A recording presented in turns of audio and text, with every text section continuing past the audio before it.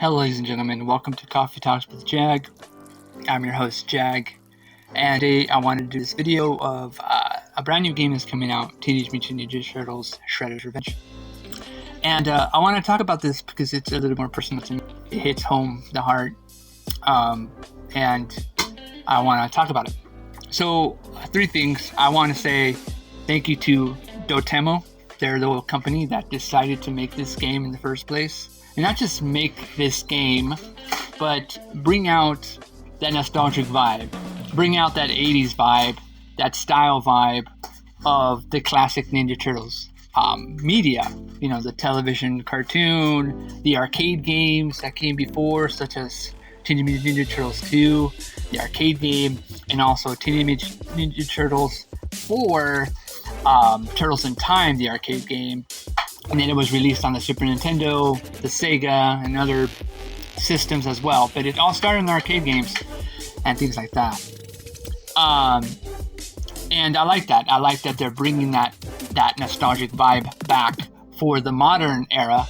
And I always respect that, how artists and companies always try and bring back that 80's or 70's vibe into this media, because it's important that understand the roots of things. We have classical music that people grab and put in modern because, yeah, it's great to get back into that.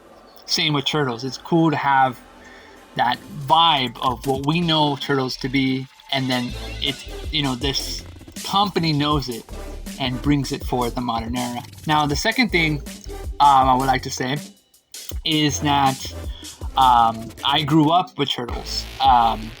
I never really read the comics, really, but I know they originated from the comics. When Peter Laird and Eastman decided to create the games together. He was a storyteller, the other one was a visual artist, and they cooperated together to make Teenage Mutant Ninja Turtles, which was supposed to be just a one-off comic, and it became a hit. And then since then, it became much bigger than that. So I more started on Turtles when it came to the movie, because at the time, the movie was a big hit. It was a huge hit, and the movie just became one of the best, comic book superhero movies, and still to this day is pretty good to see the original movie. But my mom got my uncle into TMNT way back when, in the early 80's when it came out, and through my uncle gave it to me, and I learned. By that time, the movie came out and the sequel was coming out. TMNT 2 was coming out, and funny enough, I did not want to see that movie. I did not want to see TMNT 2 because I was scared of Tokka and Razor. And if you don't know what Tokka and Razor are, they're the giant, it's a giant wolf and a giant snapping turtle that Shredder creates and mutates in for his own army and stuff. And I was scared of them. They were horrifying for me. Like, I would have my lights on and not sleep in and stuff, because I was scared that who can stop these mutants, right, from coming into your house and taking you? And no one can stop that. So my mind was just going crazy. I was like, no, I'm not watching that. I'm scared of that. As I got older, I was like, you know what? Not a big deal, right? But I just remembered TMNT, the first one, was my favorite one, just because of the whole, introduction of Casey Jones and April, how the story of Splinter was told, and it really, really was a cool film. Like, if they just stuck with that film and that was the only Turtle film ever made, I will be happy, because that was just so well done. Just everything about it was well done, and things like that. And then they made 2, 3, 4. 4 was a CGI movie. If you guys don't know, the CGI movie is actually Turtles 4, which takes place after 3. And 3 is when they go back in time, in the era of the samurai warriors and things like that. And then 4 is the CGI movie, which takes place right after that. So all those movies are all one big story and things like that. They were going to make 2 more CGI movies. They just never got not done to it because they kind of canceled it. So yeah. And ever since then, my uncle and my mom got me into Turtles, the toys, the comics, the cartoons, the movies. I ate all the pizza I can eat. But eventually, the Turtles fandom died out when the 80's left us. 90's came, 2000s came, and Turtles was the same. Yeah, and after realizing that, everyone stopped with Turtles in a while, because now it was 2003 Turtles, and then 2012 Turtles, so they were all different. But guess this, Teenage Mutant Ninja Turtles Shredder's Revenge, a new vibe that brings the 80's vibe back to the modern era. So, let's talk about this brand new game. So the Teenage Mutant Ninja Turtles Shredder's Revenge is going to be coming out this summer, probably in June, July, I believe, maybe August. But the idea is that it's coming around the summer. And that's interesting to note, because as we prepare for the Turtles' glory back into this vibe, we're also getting a couple of old classic games in the Turtles Cowabunga collection, which is a collection of every single Turtles game from the Nintendo, Super Nintendo, Sega, and the arcade game and Game Boy games of Teenage Mutant Ninja Turtles, almost as a way to kind of package this into a nice little package to lead into Teenage Mutant Ninja Turtles Shredder's Revenge.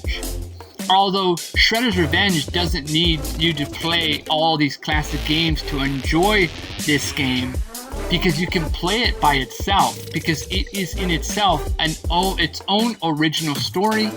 It's not a remake, it's not a reboot, it's a brand new Turtles game based off of our favorite characters of Turtles, just with a different story, different vibe, and different gameplay mechanics and things like that.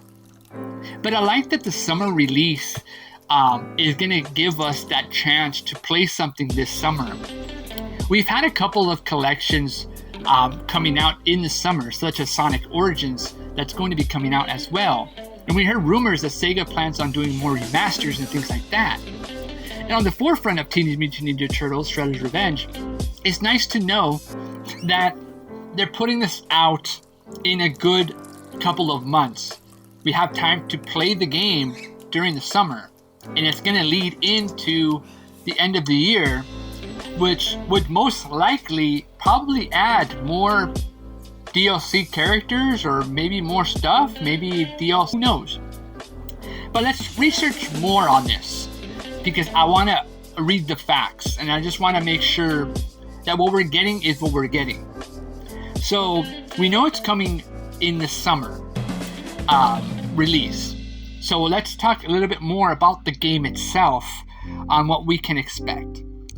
So this is an update, Thursday, 21st April 2022 at 16:45. Okay. Dotemu has also now confirmed that the game will be getting a multi-region physical release post-launch. Limited run games will be handling the North America version, while merge games will ensure Europe also don't miss out. Happinet and H2 Interactive will be handling Japan and the rest of Asia respectively. Thanks for the tip, Magician. So, I want to say a couple of things, just maybe two. The first thing is, I like that they're doing a physical release. I'm kind of tired of digital releases. I'm tired of we have to get those little digital slots to play this game, or we have to go on Nintendo Switch or PS5 or PS4 or Xbox One, whatever you have, and go on the network and then buy it from there. And then let's say they want to pull it off the internet or online, we can't get it anymore and we can't play it anymore. Now with at least a physical release and copy, we can have a physical product in our hands of the game, and we can play it and have fun and enjoy it. Not only is it for just the idea of having a cool physical release, it's nice to have a physical release of a game on your shelf. It's like, look at that. I got Teenage Mutant Ninja Turtles Shredder's Revenge on my shelf. That's very marketable because now that it's on your shelf, you're like, all right, I wonder what this studio make next. I wonder what this company going to do next. They already made Streets of Rage 4. I wonder if they're going to do more cool stuff and things like that, you know? I mean, are they going to do Double Dragon? You know, are they going to do, Battletoads and Double Dragon? Maybe, maybe not. I don't know. But those are just rumors, and those are just things that I'm thinking of. But the idea here is that we're getting a physical copy. And I like physical copies. Unlike the Sonic the Hedgehog, Sonic Origins, it's digital. It's not physical. And that's not good. And not just physical for just the network itself, regional as well. That's the second thing I want to talk about, is I like that they're already thinking ahead. They're thinking multinational, multi-region, meaning that they have different studios cross-promoting for them to put these games in different regions, Europe and Japan and North America. And they want one single major to get a chance to play. They want everyone to play. They want to get back into the vibe of this world of the T. And I like that. I do like that. I don't know if you guys like that. The idea of Nicole Pop Turtles in your install. Now, I can get it digital if you can't get the physical copy or don't want the physical copy. But unlike some people don't like digital because, like I said, once it's gone off that network, it's gone and you can't get it back. Remember Scott Pilgrim's The World? Something happened, there was kind of a lawsuit or something, and they pulled that game off. You weren't able to play it until later on for the anniversary. The creator and the director finally put it out. They said, okay, we're going to make it, and they put it out. So Scott Pilgrim is now out there, and you can play it now, but before, they pull it off. And why do that? Just make a bunch of physical copies of the game. It sells out, make more, and people will buy them. And that's how you do it, right? And digital if they want to buy digital. So here is a Twitter description by Dotemo. The 87's iconic turtle voice actors joined the party. Sound up, check out the first 2 stages of that TMNT #Shredder's Revenge before it comes out this summer. Is not gameplay, but before and end sequences of the game itself, which is really cool. Usually when they play a game, it's auto-tuned voice acting, like the arcade games. They just get some voices and they just kind of like implement auto-tune to incorporate the voices. It's not like an actor actually there, it's auto-tuned. And I didn't know that. But this is different. They're actually going to have the actual actors in a booth, and they're going to be talking with scripts in their hands for each individual character, from Leonardo to Michelangelo to Donatello to Raphael to Splinter and April O'Neil and things like that. So I'm excited. I'm always into voice acting because it brings in that vibe. It brings you into the world that you're playing, and that is TMNT Shredder's Revenge. This is interesting because that means each region is going to have their own features. You know, at first I thought it was going to be that, you know, we're going to get what we're getting from the actual release of the game, but in terms of like when it's released and we're actually playing the game, there's going to be certain special extra stuff in the game that's for each region. Who knows what it will be? Maybe different villains, maybe different levels. I don't know, but it's cool to think about that. When you get the game, you're gonna get an experience unlike anything anyone has seen yet. You know, people have played demos, but it's not the same thing because demos can change. Demos are just a way to market and commercialize a game so that we understand the idea of how it will be. I remember playing demos back in the day, the PS1 eras. Then you would get the demos and you would play the game. And, you know, my mom got me PS Magazine, and that will always come with the demo disc. And you play the demo in the PlayStation disc, and you could play demos. And it's interesting to know that you would think that's exactly how the game would be. So you're like, oh yeah, I'm gonna get that game. And when you get that game, you're like, wait, what happened? That level wasn't like that. Things like that. Same thing here. We're actually gonna get an actual physical edition post-launch, which is cool because we're getting not just extra additions to the game, but physical editions, not digital. And I like it. I like having something in my hand and holding it and saying this is mine versus digital, because digital is good. I have a game called Cuphead and it's digital. I got it digitally because that's how you could get Cuphead. But imagine they just take off Cuphead, like in 20 years, they're like, you know what? We're done with Cuphead. We're going to take off Cuphead. That's it. You can't get Cuphead anywhere else. But if you have a physical copy of a game, it's in your hands. It's in your shelf. And if they make like thousands and thousands of copies of this game, you're more likely to get more out of your wallet for the studio than digital, because how are they going to play the game if it's no longer online anymore? Things like that. Similar to Scott Pilgrim versus the World, they took that game off and there was no way to play it. Things like that. So I like that. I like that we're getting a physical copy.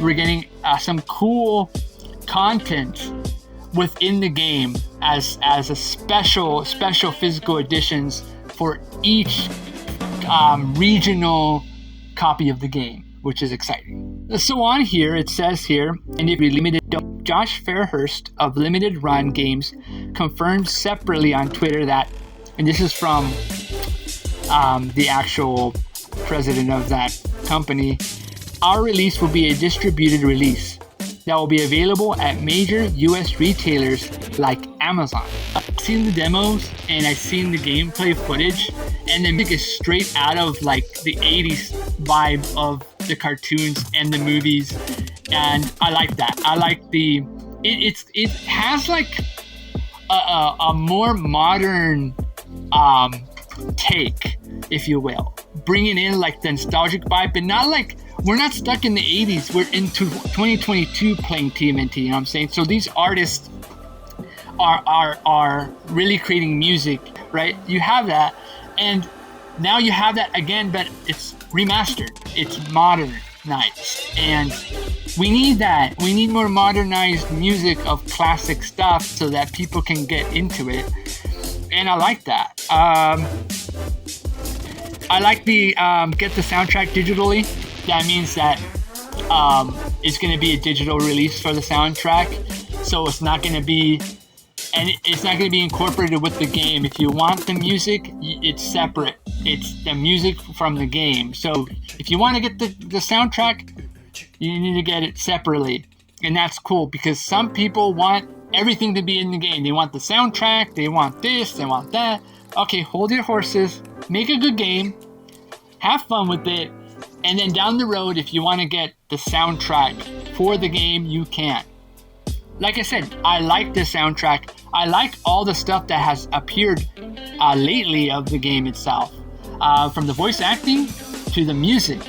And by gosh, the music helps so much in the vibe, a nostalgic factor of feeling the vibe of the game. You feel it emotionally. You're playing a Teenage Mutant Ninja Turtles game, and this is no different. So this is the original article, Wednesday 20th, April 2022, 16:15 BST. It says here, Dotemu and Tribute Games have narrowed down the release window for the highly anticipated Teenage Mutant Ninja Turtles Shredder's Revenge. Previously, the game was slated to hit sometime this year, but it looks like pizza parties in the sun while kicking shell will be on the menu for many fans of the four Turtles. To accompany this announcement, IGN has shared some exclusive gameplay from Shredder's Revenge. The video shows the game's first two stages, Channel 6 Studios and the streets of New York. TMNT fans will be very familiar with these, as Channel 6 is the studio where April O'Neil works in the 1987 cartoon. It looks like the perfect evolution of the classic games, with attacks reminiscent of those from the arcades, as well as brand new combos and special attacks. Keen fans will no doubt recognize something very special if they hear past the incredible music. The original voice cast from the 1987 cartoon has returned to voice the Turtles. Cam Clark, Leonardo, Townsend, Coleman, Michelangelo, Barry Gordon, Donatello, and Rob Paulson, Raphael, are all here. And together, they're helping Dotemu and Tribute Games' vision to recreate the feel of that very show. Let's hope Renee Jacobs, Peter Ranade, and others can also join the rest of the gang for a big old reunion.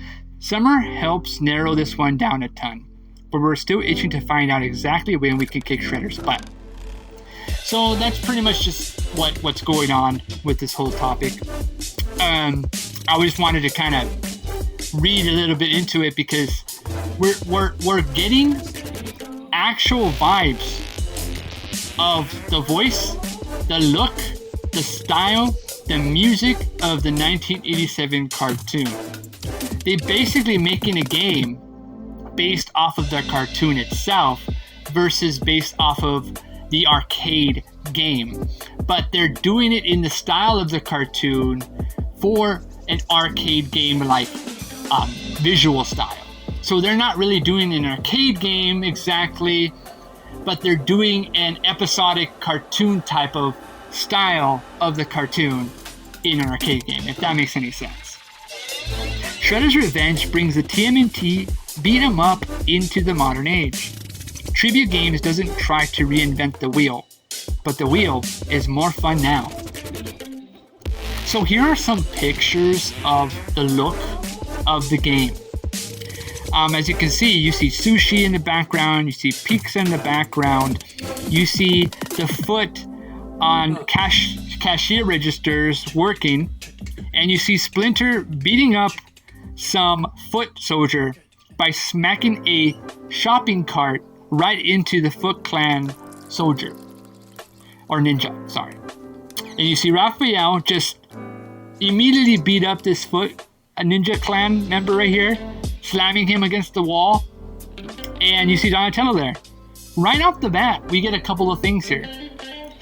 One thing that I like about Turtles in Time and the arcade game is that when you beat up a ninja or Foot Clan member, they go flying, smacking into the wall, almost like a breaking a fourth wall. You know, they smash a wall and they fall and then they blow up because they're robots in the game. And this is no exception. Not only that, but you can also use the games back in arcade games, fire hydrants and special lamps to hit them and they will attack the Foot Clan. In this case, you can use shopping carts and other stuff to hit them as objects to attack the enemies. And I like that little humor here. The Foot Clan are working at this pizza joint and this sushi joint. So what does that tell us? That it's going to have some humor. If you don't know, the Ninja Clan or the Foot Clan are actual ninjas that are disguised. So there usually could be anyone. Anyone could be a Foot Clan member. And the idea is that not only are the Foot Clan members not hidden in this situation, they're revealed to be Foot Clan members working. So that just shows you like the humor in it. Because in actuality, you won't know that a Foot Clan member is a ninja. Because anyone could be a Foot Clan member. But in this case, you know exactly that they're Foot Clan ninjas because they're working, and this immediately gets them to jump out of their working environment to fight the turtles and then get their butts beat up yet again, and things like that. But I like that. I like the look, the 1987 cartoon look, and I like the action. It already gives us that idea, okay, this is going to be fun. This is going to be a fun, awesome treat. Shredder's Revenge sends the Ninja Turtles, Donatello, Leonardo, Michelangelo, and Raphael, and pals Splinter and April O'Neil on a mission to stop Shredder, Krang, and the Foot Clan's evil schemes in a classic, arcade-style, conveyor belt brawler. The first two levels take place in a television studio taken hostage by Bebop, the mutant warthog, and on the streets of New York, where Rocksteady, the Rhinoceros Man, is causing chaos.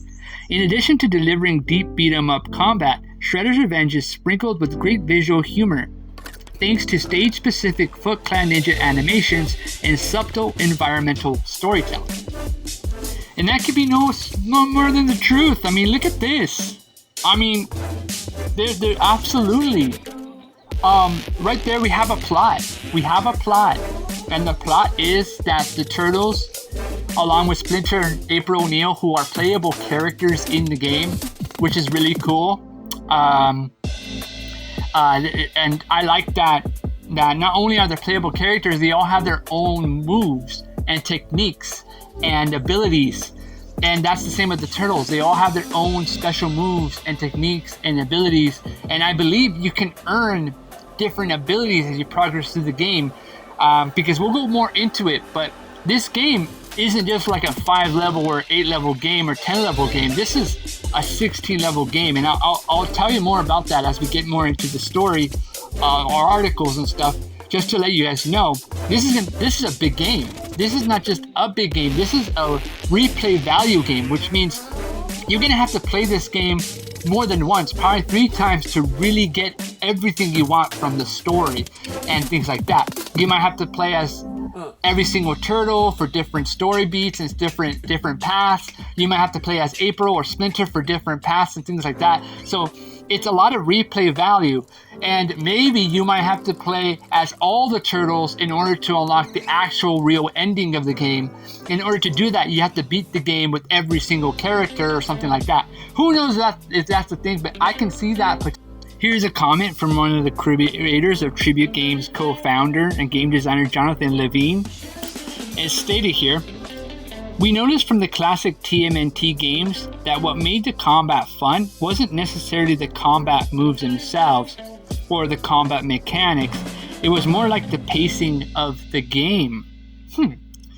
The games played really fast, and the way enemies would enter the screen in formation and be defeated was really quick. So getting that pacing and that rhythm right was really important. Now we're getting more into the gameplay. And we're getting deeper into the idea that this is not just going to be an arcade game. It's going to have pacing and rhythm. Because they have studied the actual arcade games of the past. The arcade games like Teenage Mutant Ninja Turtles arcade game and Teenage Mutant Ninja Turtles Turtles in Time arcade game. They studied that and they looked at that and they saw how quick it was. You can take out and beat someone really quick. So they were like, let's kind of lower that down a little bit and use rhythm and flow and pacing to actually find a way to have a good balance of having the Foot Clan come in, attack the Turtles defeat them, beat them here and there, and then move on to the next part of that level. And that's exciting because as we're thinking about more about the gameplay, we're getting a better idea of how it's going to be. I mean, each turtle's going to have their own moves and abilities. So how can you use all these moves and abilities against these characters if you're going to beat them so easily, right? So why not have some of the ninjas have different abilities and movements as well? You know, I realize that a lot of the foot ninjas have their own special abilities. Some have swords, some have knives, some have bombs, some have quick reflexes and moves that can play into this. And even though they look like they can be easily defeated, it makes sense that these Foot Clan ninjas in the game can be very difficult as the game progresses. And yeah, they may be easy in the first or second level, but it makes sense that as the levels progress, the foot ninjas are going to be a lot tougher because they're going to have different abilities and techniques and skills that you're going to have to figure out to use with your brain and your fingers and your techniques than just beating them up. Because let's be honest, in the arcade games, you can take down a foot ninja in 2-3 hits. Let's be honest, right? But in this case, you're going to have to give him maybe 6-7 hits just to take down one ninja. And that's just one ninja. You got like 12 ninjas in different sections of the game jumping out and attacking you. And that's fun. That's awesome that they're taking their time. They're making sure every little part of that level has a challenge as you progress further in the game of taking on the Foot Ninjas, not just easily, but in a battle of wits and skills, because I'm pretty sure Shredder's gonna hire the best villains, monsters, bosses you can get. And I don't know how the difficulties are, but I'm guessing that you might have to beat the game on easy, medium, hard, and maybe extreme difficulty in order to maybe even access the actual ending of the game to beat the final boss, which is Shredder. And yeah, I don't know how they're going to do that or what they're going to do to get up to that point, but it would make sense, right? Like, you have to play this game a couple of times in different difficulties and prove yourself worthy to face Shredder in the final battle at the end of the game. That's replay value. That's important, and that's awesome. Each playable character has a trio of stats, range, speed, and power that govern how they play, making them feel distinct. An all-rounder like Leonardo feels noticeably different from the speedy April O'Neil or the slower but hard-hitting Splinter. And each character has a just deep enough well of moves to keep the process of beating up dozens of foot soldiers interesting. There's also a combo counter, and a chaining together 100-string combos feels rewarding. And while I play Shredder's Revenge solo, the game offers co-op multiplayer for up to 4 players. The more players, the more foot soldiers get thrown into the mix, adding the game's variety. Co-op adds additional gameplay tweaks. Players can use moves that require 2 players to pull off and can high-five each other to share health. Variety and are obvious concerns for an arcade beat-em-up inspired game in the modern era, but Levine says there will be plenty to keep players interested, including a story mode and multiple levels of difficulty. Here is something Levine had said. The main source of replayability is how the story mode is structured. You have incentives to replay levels multiple times because there are secondary challenges and NPCs that you can find that are hidden in different levels. NPCs will give you some little fetch quests, and they are collectible hidden in the levels, so you can try to replay them and find all of this stuff, and when you find them, it gives you extra points that are used for progression system. So what can we get from what we just read? We can get a lot of stuff from what we just read, right? I mean, we understand a couple of things here, right? Like, not only are we getting be able to play with 4 of the characters, 4 turtles in multiplayer, which is cool. It's awesome that we can play with all your friends this game. You can just have a great blast of fun with this, beating up foot ninjas and stuff. And because you have 4 characters, it's only going to get tougher, because with 4 characters, that means more foot ninjas are going to appear. And that's going to be the challenge.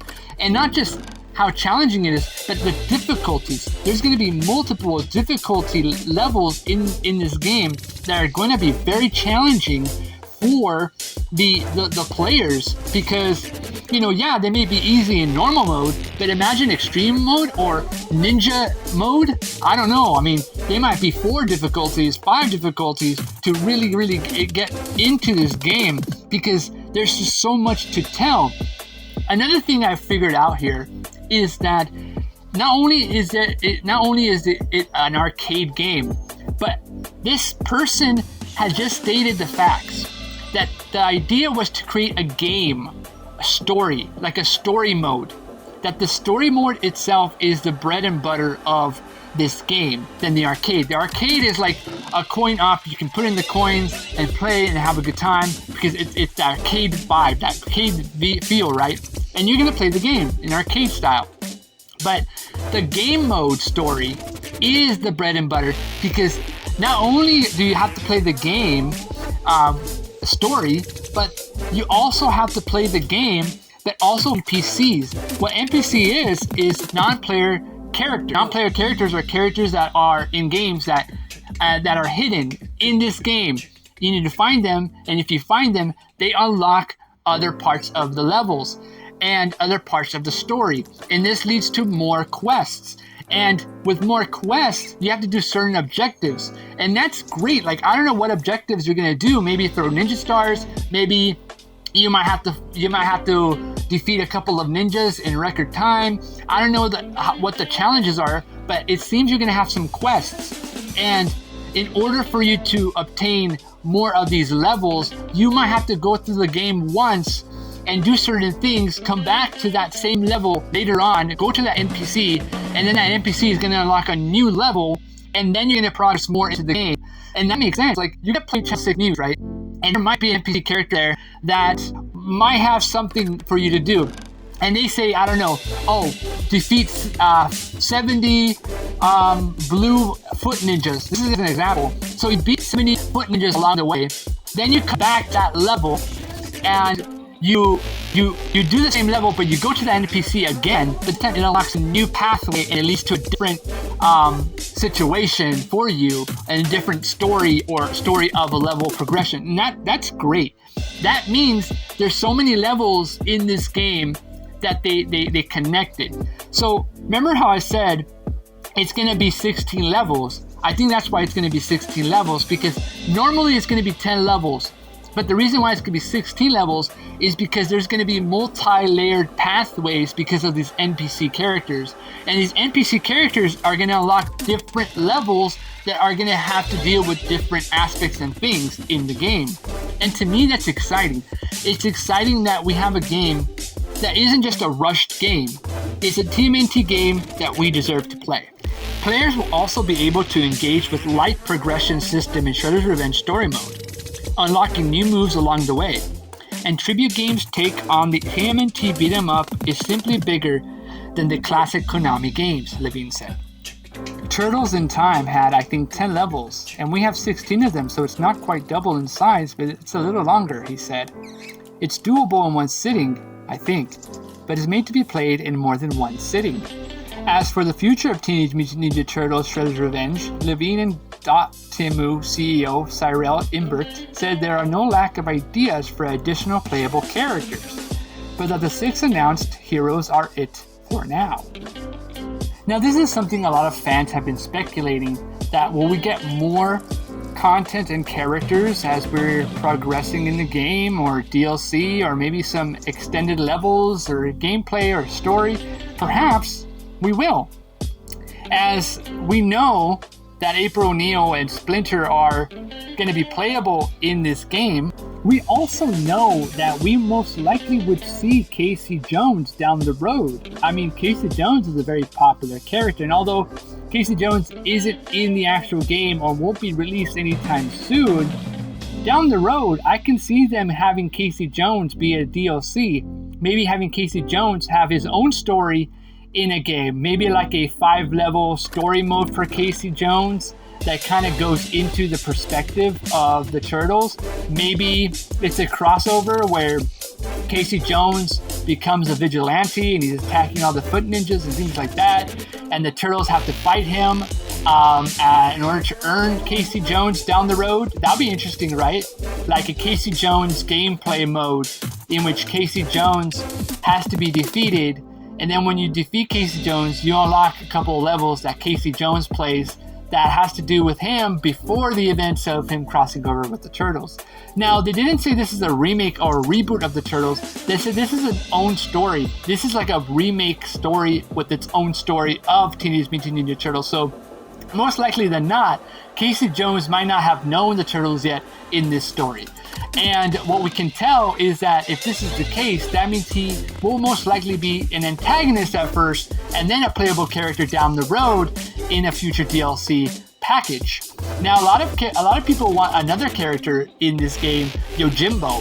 Yojimbo is a samurai rabbit warrior, but unlike Casey Jones, who is a TMNT character, Yojimbo isn't a TMNT character, because when Yojimbo appeared in the comics, they were kind of in a collaboration deal with another artist and creator that created Yojimbo. And Musashi Miyamoto basically is the alternate personality of what Yojimbo is. He's a samurai rabbit, a warrior, and people want him. So if that is the case, and I don't know if they would do it, I can see them creating a kind of a DLC extended edition of Shredder's Revenge called the Yojimbo Trials, or the Yojimbo Missions. And I know you're thinking, wait, what do you mean the Yojimbo Missions? I can see them using Yojimbo for his own story, because he's not related to TMNT. But if they do have the rights to Yojimbo, and let's say the artist and creator agrees, yeah, he can appear in TMNT Shredder's Revenge, but we will need to make an original game. I think that will be interesting, right? I think we can most likely see a Yojimbo game, because Yojimbo is his own character with his own villains and series. So how awesome would it be if, like, it's a 10-level game? Yojimbo's a 10-level game, and that crosses over with TMNT Shredder's Revenge. And then, you know, you beat the game with Yojimbo, and he's going around, and then maybe in Shredder's Revenge, there's an NPC character that unlocks you to face Yojimbo in Shredder's Revenge, and then from there you can play as Yojimbo through the actual game with his own story within the game. You know what I'm saying? So I would see that happening with Yojimbo and Casey Jones, and having them become additional characters. I mean, for all we know, maybe there could be a DLC content pack of a tournament mode. I don't know if there will be a tournament mode, but I can see in the future that they will add more characters in a tournament style.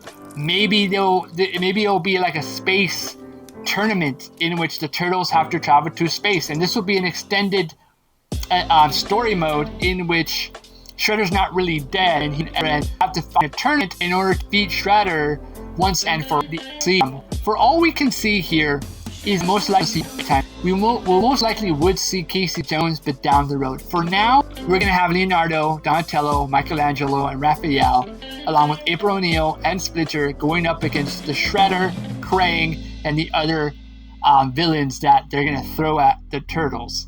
And I think that'll be great. All right, so that's it for this topic of conversation regarding TMNT Turtles Shredder's Revenge. Let me know in the comments below. What do you guys think about this? Are you excited for this? Please leave a like on the video, subscribe for more videos like these, and comment below. Are you excited for TMNT Turtles Shredder's Revenge? Let me know. Thank you very much for watching this video and listening me out and hearing me out. I'll have more videos soon. Thank you very much. Enjoy. Bye!